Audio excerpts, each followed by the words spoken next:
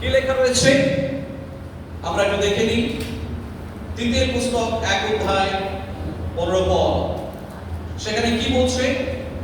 সেখানে বলা হচ্ছে যে সূচিগণের পক্ষে সকলই সূচি, কিন্তু কলুষিত ও অবিশ্বাসীদের পক্ষে কিছুই সূচি নয়, বরং তাহাদের মন ও সম্বেদ উভয়ই কলুষিত হইয়া পড়িয়াছে। আরেকবার পড়ি। সূচিগণের পক্ষে সকলই সূচি, কিন্তু কলুষিত ও অবিশ্বাসীদের পক্ষে কিছুই অসূচি নয়, বরং তাহাদের মন এবং সম্বেদ উভয়ই কলুষিত হইয়া পড়িয়াছে। 16 পদে একটু দেখে নিন।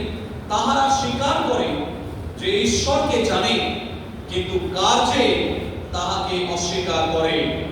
তাহারা ঘৃণাস্পদ ও অবাধ্য এবং সমস্ত সৎক্রিয়ার পক্ষে অপ্রামাণিক। ঈশ্বরের বাক্য এখানে 3টে জায়গায় এখানে সামারাইজ করা যেতে পারে। এই 1 অধ্যায় 15 এবং 16, মেনলি 15টা আমি দেখবো, পরে 16টা একটু দেখবো। কিন্তু এই যে দুটো পদের মধ্যে সেখানে প্রথম যে বিষয়টা বলা হচ্ছে সেটা হচ্ছে দ্য পাওয়ার অফ পিউরিটি। আমাদের হৃদয়ের মধ্যে সেই বিশুদ্ধতা আছে কি নেই। 15 পদে বলছে সূচিগণের পক্ষে সকলই সূচি। এখন প্রশ্ন হলো সূচি কারা? এখানে সূচিতা নিয়ে প্রশ্ন হচ্ছে। অনেক সময় আমরা সূচিতা নিয়ে চিন্তা করি। আমার বহু ছোটতে একজন পিসিমা ছিলেন, পাড়ামতো পিসিমা, মানে সকলেরই পিসিমা, অনেক বয়স হয়ে গেছে, কিন্তু তারা সবসময় তিনি পাড়ামতো সকলেই বলতো পিসিমা পিসিমা বলে সবাই ডাকতো। এইবারে আমি তখন ছোট ছিলাম, একটু দুষ্টু ছিলাম। এইবারে যখনই পিসিমা আসতো আর আমি কি করতাম, আমি সবসময় দূর থেকে এই আমাকে ছুঁয়ে দিস না, এই আমাকে ছুঁয়ে দিস না, এরকম করতো। আর সকলে মজা করে, আমিও ছোট ছিলাম তখন, আমার মেয়ে থেকেও ছোট, আমি কি করতাম যখনই পিসিমা আসতো একটা বাগে করে একটু জল দিয়ে রাখতাম। এবার জল দিয়ে রাখতাম, এবার পিসিমা আসলেই জলটা গায়ে দেবো না, তাহলে তো মারবে। জলটা আমি একটু সামনের দিকে এমনি ছিটিয়ে দেবো, আর সঙ্গে সঙ্গে পিসিমা কি করবে, এই আমার গায়ে লেগে গেল, এই তোমার গায়ে লেগে গেল, এই মানে একটু ডিস্টার্ব করা আর কিছু। তো এইভাবে বেশ এরকম করতাম। তো পরে ব্যাপারটা অতটা বুঝতে পারিনি, যখন বড় হলাম তখন পিসিমার কথা মনে পড়লো এবং এরকম কেন করতো। তো অনেক সময় এই সুচিতা এবং অসুচিতা নিয়ে মানুষের মনের ভেতরে একটা অন্য জিনিস কাজ করে, কিন্তু সেটা বাহ্যিক সূচিকরণ। অর্থাৎ মনের ভিতরে আমার কতটা সুচিতা আছে সেটা বড় বিষয় নয়, কিন্তু বাহ্যিক তারা ভীষণভাবে এই বিষয়গুলোকে তারা করতে, এবং সেই কারণে এই ময়লা থাকবে না, এই এটা করবে না, এই সেটা করবে না, তারা বাহ্যিকভাবে। কিন্তু ঈশ্বরের বাক্য বলছে সূচি তারাই যখন কেউ মনের ভিতর থেকে সূচি হয়েছে। বলুন আমেন। আজকে এই প্রসঙ্গে ইফেসীয় পুস্তক তার 5 অধ্যায় 26 পদ কাউকে পড়তে বলুন। ইফেসীয় পুস্তক 5 অধ্যায় 26 পদ দেখুন সেখানে কি লেখা রয়েছে। ইফেসীয় পুস্তক 5 অধ্যায় 26 পদ কি লেখা রয়েছে? 5 অধ্যায় 26 পদ ইফেসীয়, পড়ুন। কারণ তিনি জলস্নান দ্বারা, তারপর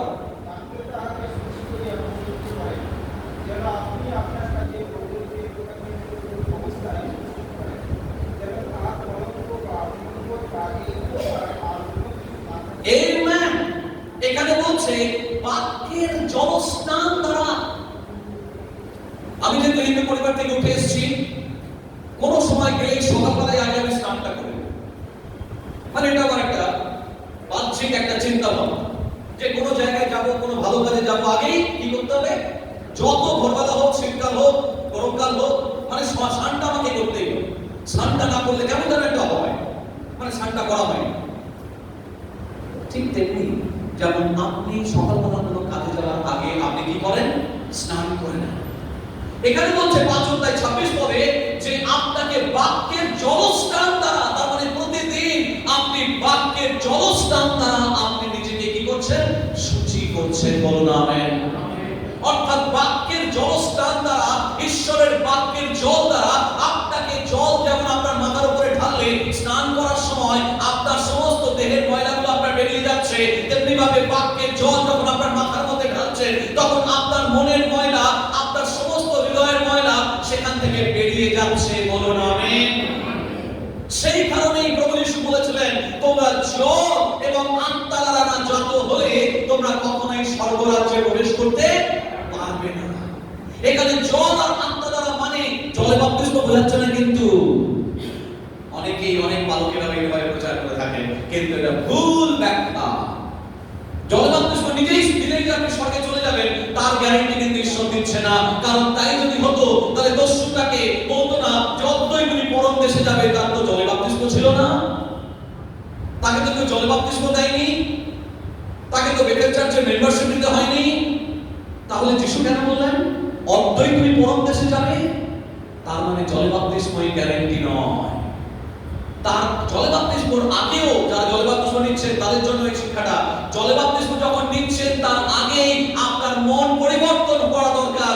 তার আগেই কিন্তু আপনি বাক্যের জলস্থান দ্বারা আপনার মাথার উপরে জল ঢালছেন, আপনি বাক্য নিয়মিত পড়ছেন এবং জলকে যেমন অ্যালাউ করেন আপনার দেহের ময়লাকে ধুয়ে নিয়ে যেতে, তেমনি বাক্যকে অ্যালাউ করতে হবে যেন আপনার মনের ময়লাটাকে ধুয়ে নিয়ে যেতে পারে। নিয়মিত সেই বাক্যকে পড়তে হবে। ঈশ্বরের বাক্যে এখন এই শেষ দিনে আপনাকে আরো বেশি গুরুত্ব দিতে হবে।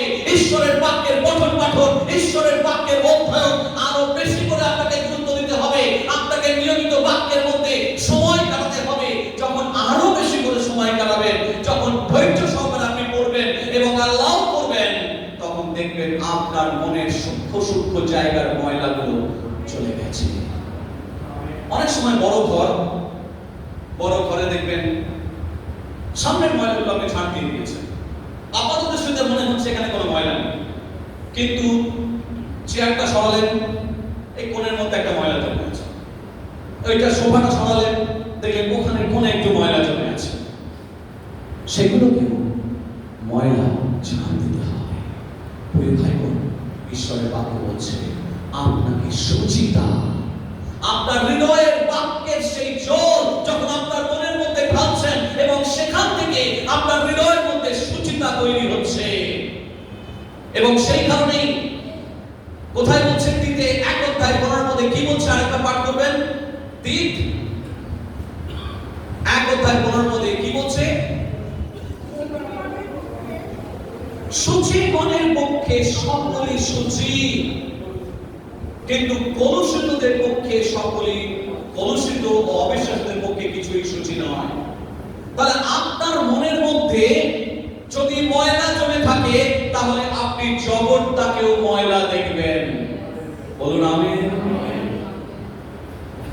আপনার মনটাকে প্রথমে সূচি করতে হবে।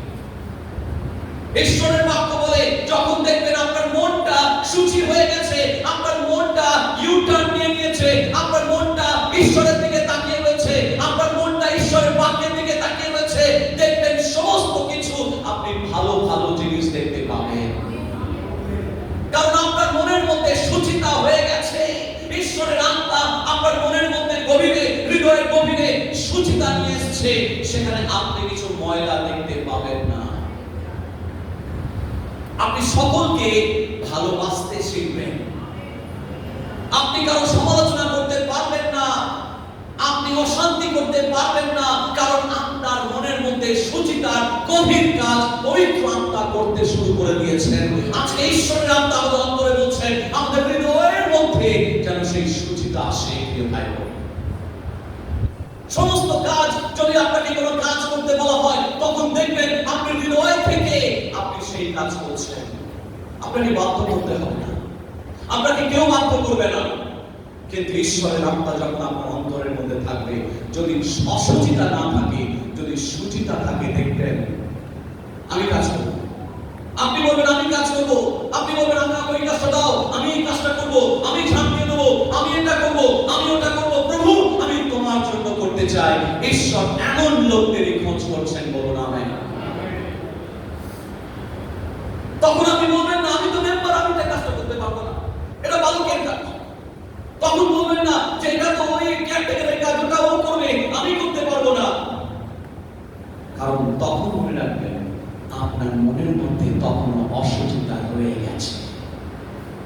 ঈশ্বরের আত্মা বলছেন, যদি আপনার হৃদয়ের মধ্যে অশুচিতা থাকে তাহলে আপনি সমস্ত কিছুকে অশুচি দেখবেন।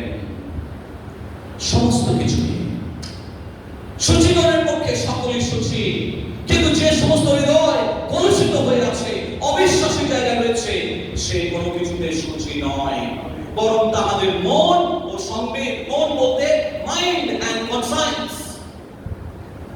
মাইন্ড মানে মন এবং কনসায়েন্স মানে বিবেক, সংবেগ, ঈশ্বরের বাক্য বলছে সেটা কলুষিত হইয়া পড়িয়াছে।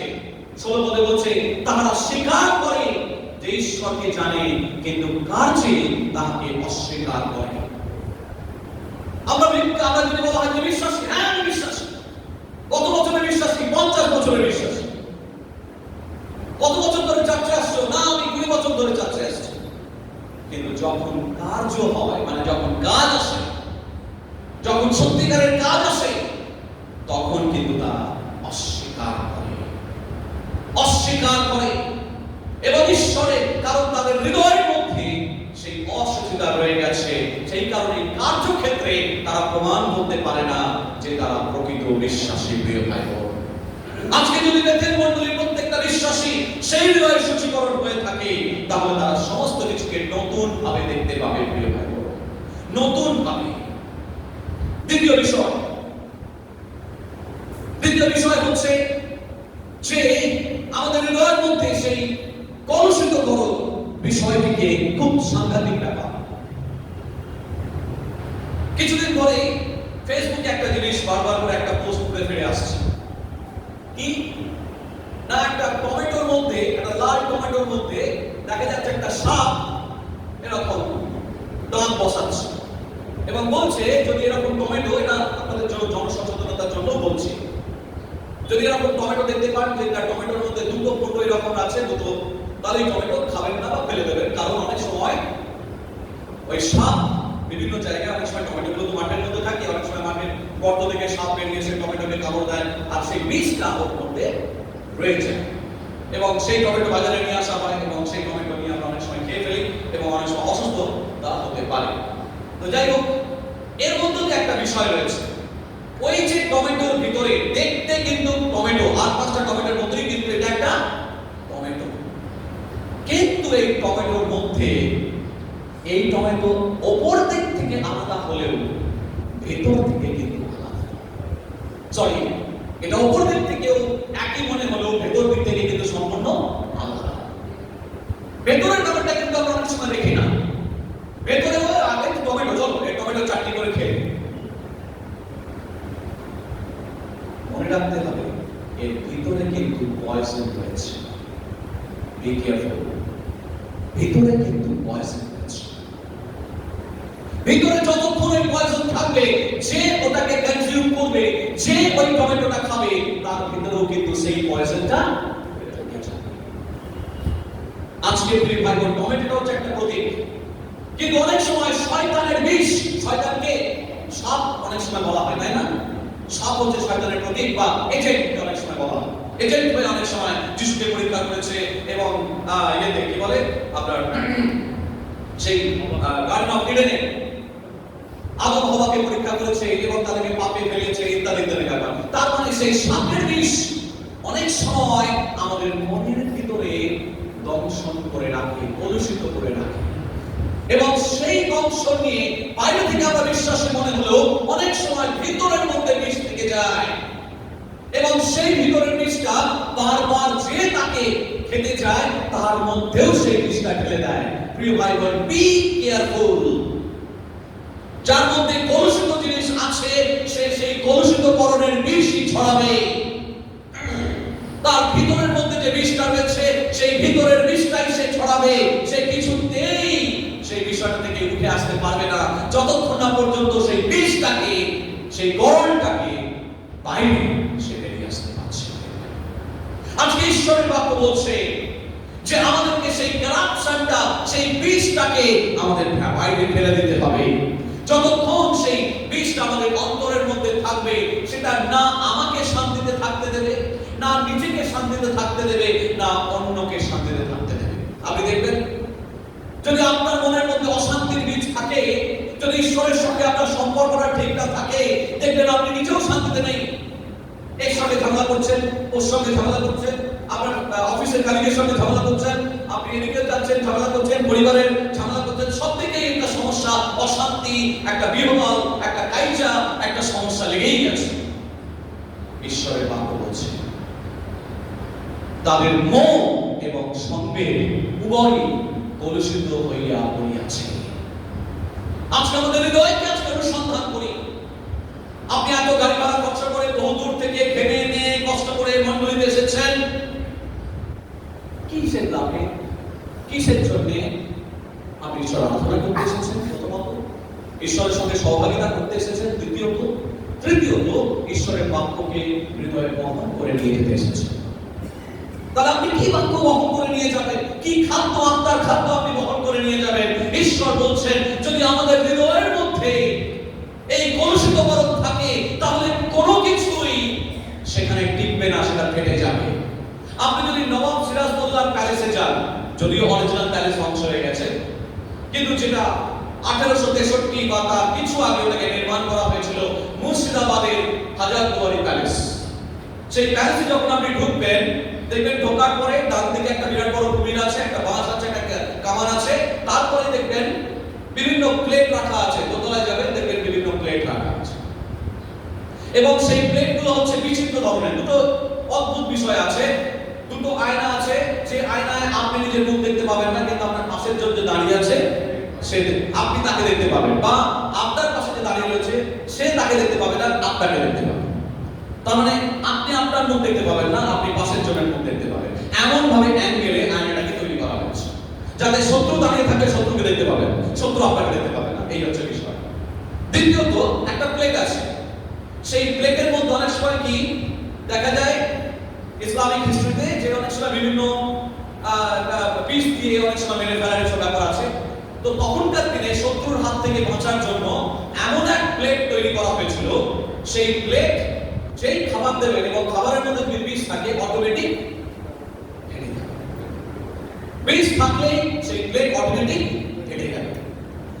আজকে ঈশ্বর আমাদের হৃদয়টাকে এমন ভাবে তৈরি করেছেন।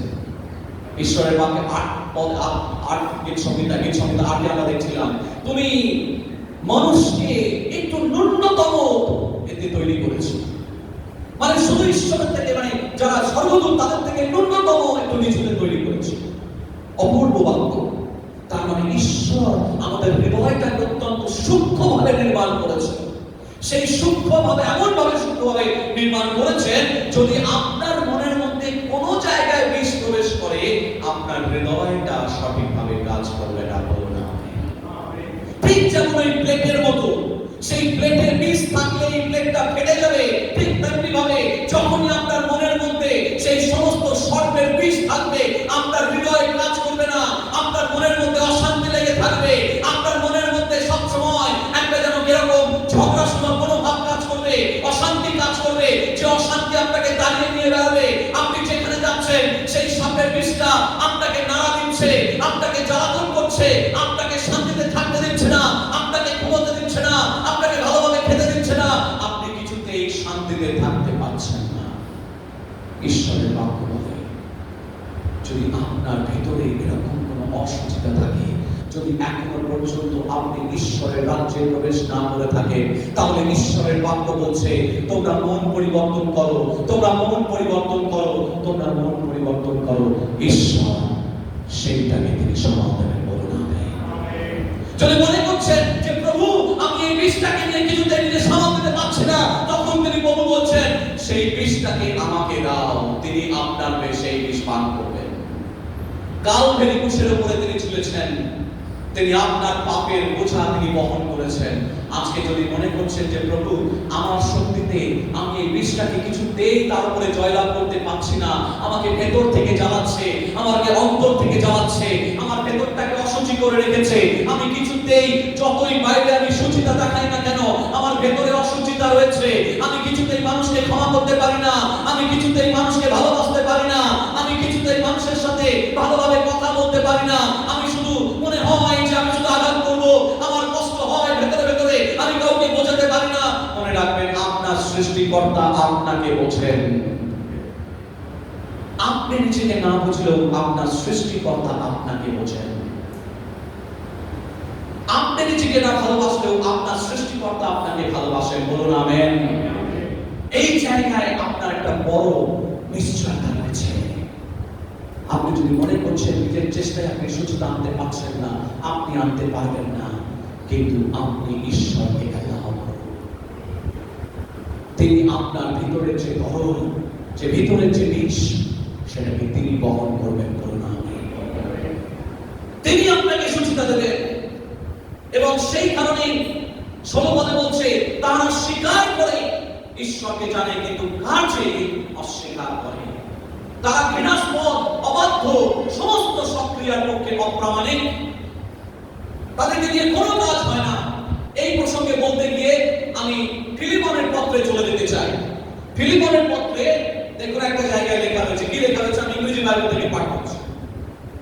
ফিলিপনের পত্রে 1:11 পদে লেখা রয়েছে এইরকম। আমি প্রথমে ইংরেজিতে পড়ে নিই, তারপরে বাংলায় পড়ব।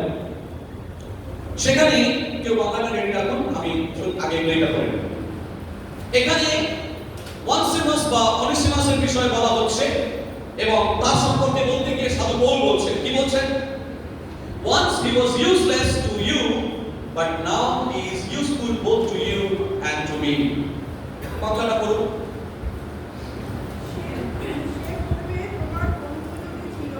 পূর্বে অনুপযোগী ছিল, তারপর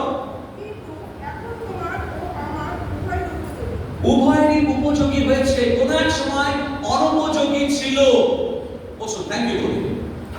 এখানে দুটো গ্রিক শব্দ ব্যবহার করা হয়েছে। যদিও গ্রিক শব্দ বললেই যে আপনারা বুঝে নেবেন তা নয়, কিন্তু দুটো গ্রিক শব্দের মধ্যে পুরো মানেটা লুকিয়ে রয়েছে। সাধু পৌল ভয়ঙ্কর গ্রিক লোক ছিল, ভয়ঙ্কর শিক্ষিত তখনকার দিনে। আর গ্রিক শব্দগুলো নিয়ে খেলা করত। ছেলেরা যেমন খেলা করে, খেলনা নিয়ে সাধু পৌল তিনি গ্রিক শব্দ নিয়ে খেলা করতে পারতেন। এই দুটো শব্দই তার প্রমাণ। মূল গ্রিক শব্দে দুটো গ্রিক শব্দ যেটা ব্যবহার হয়েছে সেটা হচ্ছে ইউক্রেস্টন আর আক্রেস্টন। যেটাকে প্রথমে বলা হচ্ছে অনুপযোগী, সেখানের ক্ষেত্রে বলা হয়েছে আক্রেস্টন। আর যেটা উপযোগী সেখানে বলা হচ্ছে ইউক্রেস্টন। মানে কি? যে কোনো জিনিস গ্রিকে ব্যবহার করা মানেই হচ্ছে নেগেট করছে কোন স্টেটমেন্ট। যেমন আমি পলিটিক্যাল পারসন, আপলিটিক্যাল পারসন, মানে আমি রাজনৈতিক অরাজনৈতিক, রাজনৈতিক অরাজনৈতিক। আমি রাজনীতি করি না, আমি রাজনীতি করি না, অরাজনৈতিক, সেক্ষেত্রে ব্যবহার করা হচ্ছে। এইরকম হচ্ছে আক্রেস্টন মানে হচ্ছে আউটসাইড অফ ক্রাইস্ট। আরেকবার যতক্ষণ পর্যন্ত ওই দাস, এই কৃতদাস তখনকার দিনে কি করেছিল? ফিলিপনের বাড়ি থেকে, তার প্রভুর মনিবের বাড়ি থেকে টাকা চুরি করে নিয়ে পালিয়ে গিয়েছিল। তখনকার দিনে কৃতদাসদেরকে গুলি করে মারারও অধিকার ছিল, মেরে ফেলারও অধিকার ছিল। সেই সময় প্রথম শতাব্দীর কথা বলছি। সেই সময় ভয় পেয়ে ওয়ানসিমাস পালিয়ে গিয়ে কার কাছে আশ্রয় নিয়েছিল? রোমে সাধু পৌলের কাছে আশ্রয় নিয়েছিল। সাধু পৌলের কাছে আশ্রয় নিয়ে বেশ কিছুদিন তার কাছে ছিল।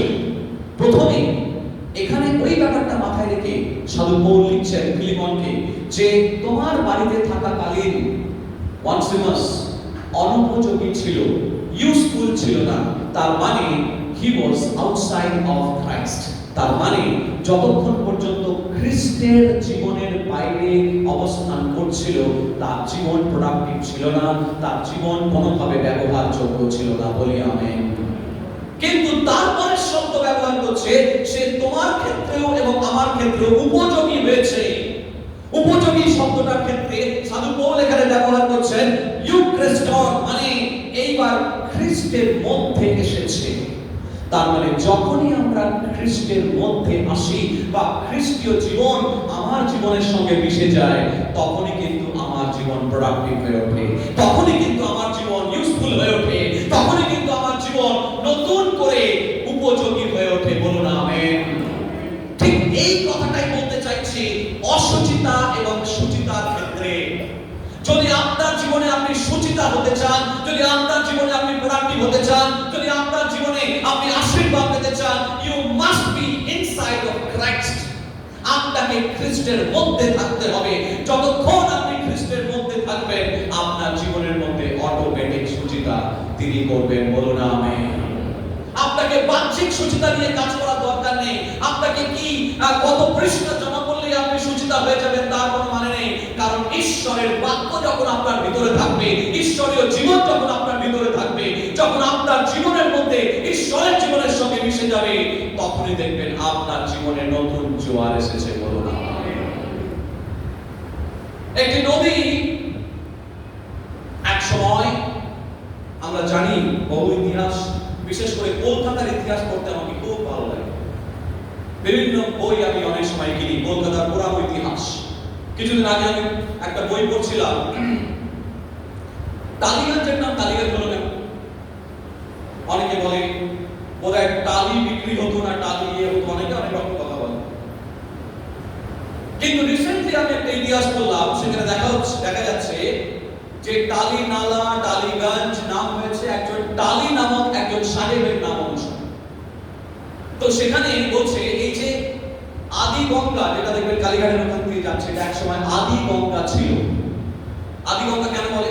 কারণ নদী তার গতিপথ পরিবর্তন করেছে, গতিপথ পরিবর্তন করে অনেক দূরে চলে গেছে, এবং যে গঙ্গাটা এখন যাচ্ছে হুগলি নদী, সেটা গতি পরিবর্তন করে ওদিকে চলে গেছে, কিন্তু তার আগে এই গতিপথে যাচ্ছে।